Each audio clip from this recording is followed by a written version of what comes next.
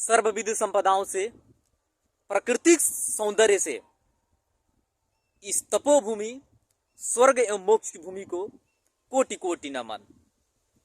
देखिए, हमारी मातृभूमि, भारतीय मातृभूमि का अगर कहा जाए तो इसकी जो खूबी है, इसके अंदर की जो खूबी है, विश्व का कोई भी देश मुकाबला नहीं कर सकता है हमारी मातृभूमि के।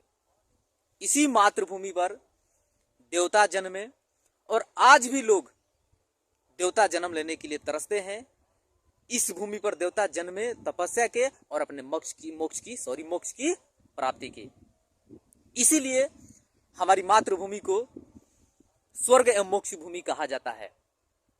चलिए, इस मातृभूमि के वातावरण में, खुली वातावरण में देख लिए कितनी बेहद खूबसूरत वातावरण है। अगर इस खूबसूरती को बयां की जाए तो मेरे पास तो शब्द कम है।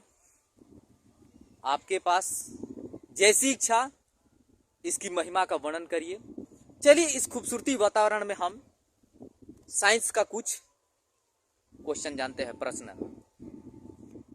तो रसायन विज्ञान में हम जानेंगे कि संयोजकता और संयोजी इलेक्ट्रॉन क्या है, आइए कहते हैं।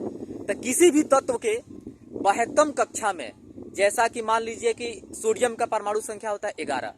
अगर सोडियम के परमाणु संख्या को, सोडियम के हम इलेक्ट्रॉनिक विनाश करते हैं तो 2 8 1 2 8 10 हो गया, उसके बाद 1 हो गया लास्ट में। तो संयोजी इलेक्ट्रॉन किसे कहता है? किसी भी तत्व के बाह्यतम कक्षा में उपस्थित इलेक्ट्रॉन जो होता है संयोजी इलेक्ट्रॉन कहलाता है। जैसे हम कह सकते हैं सोडियम के, तो सोडियम का बाह्यतम कक्षा में कौन सा एक, कितना इलेक्ट्रॉन है? 1 है। तो सोडियम का जो संयोजी इलेक्ट्रॉन होगा 1 होगा। अब दूसरा आते हैं संयुक्ता। संयुक्ता किसे कहते हैं? तो किसी भी तत्व के बाह्यतम कक्षा में इलेक्ट्रॉन को प्राप्त और त्याग करने की प्रक्रिया को हम संयोजकता कहते हैं। तो अब यह कहाँ देखने को मिलेगा? तो जब हम परमाणु संख्याओं को जब इलेक्ट्रॉनिक विनाश करते हैं तो कुछ ऐसे जरूरत पड़ती है बाह्यतम कक्षा में कि किसी अन्य तत्व यानी कि लेना पड़ता है और उसे त्यागना भी करता है। यानी कि लेने और देने की प्रक्रिया को हम क्या कहते हैं? संयोजकता कहते हैं।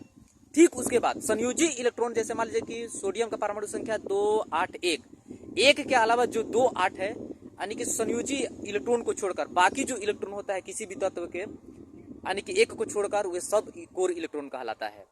ये बता देते हैं कि अगर आप 10 क्लास के विद्यार्थी हैं या 12th के एग्जाम देने वाले दूरदेश में कभी भी देंगे तो 1 नंबर का, 1 या 2 नंबर के वस्तुनिष्ठ में पूछता है।